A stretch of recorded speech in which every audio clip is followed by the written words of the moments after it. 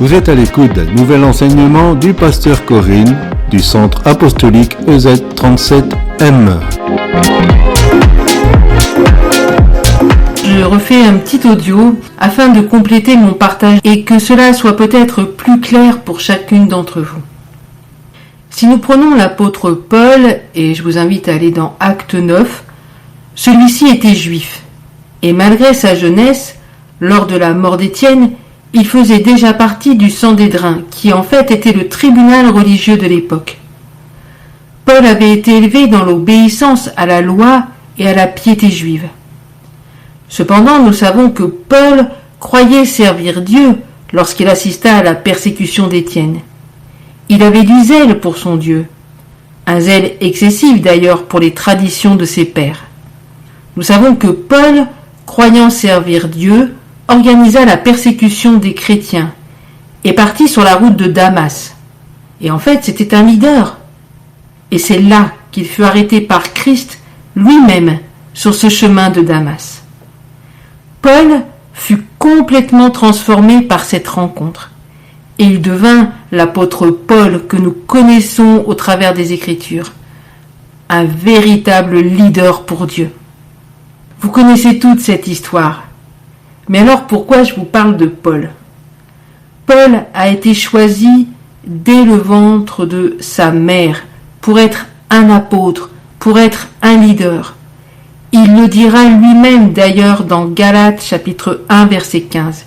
Voici ce qu'il nous dit. « Mais lorsqu'il plut à celui qui m'avait mis à part dès le sein de ma mère et qui m'a appelé par sa grâce. » Cependant, Paul exerçait son don dans ce qu'il connaissait de ses pairs et sans être passé par Christ. Après sa rencontre avec Christ, il est devenu véritablement un leader entre les mains du Seigneur. La parole nous dit qu'il est devenu aveugle lors de sa rencontre avec Christ. Et nous pouvons aisément imaginer que Paul avait perdu toute illusion sur lui-même. Vous me suivez ?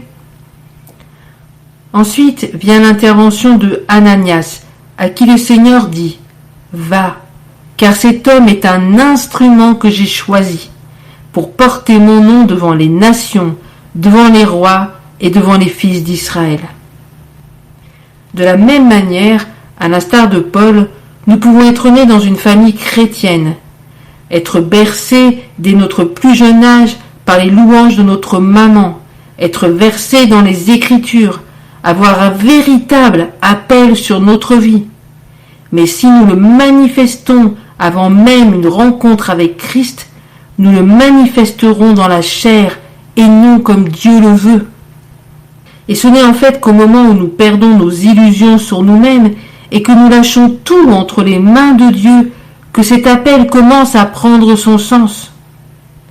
Je dis commence parce qu'en fait il a fallu plus de 14 années à Paul pour entrer pleinement dans son appel. Donc oui, nous sommes appelés par Dieu avant même le ventre de notre maman. Mais oui, il nous faut passer par la croix, avoir une véritable rencontre avec Christ pour pouvoir entrer véritablement dans notre appel et manifester les dons qui nous seront communiqués après cette rencontre par le Saint-Esprit. Et cela peut prendre parfois du temps, afin que le Saint-Esprit fasse une œuvre en nos cœurs, une sorte de ménage en fait, afin que ce qui est précieux et vil soit séparé, afin que nous soyons régénérés, c'est-à-dire reconstitués dans son premier état, c'est-à-dire comment Dieu nous a pensé, devenir comme Dieu nous a pensé. Les exemples sont nombreux dans la parole de Dieu et nous en parlerons encore dans les jours prochains, et nous pourrons voir ensemble que toute personne appelée par Dieu doit passer inévitablement par une rencontre avec le Seigneur, et qu'il se passe quelque chose au niveau de ce qu'elle manifestait avant de connaître Christ. Un abandon complet de sa personne et de ses dons et talents entre les mains du Seigneur, et ce même si ce sont des dons naturels. Ils ont besoin d'être épurés par le Saint-Esprit. Voilà, j'espère que cet exemple vous permettra de mieux comprendre ce que je vous ai partagé avec l'exemple de Moïse.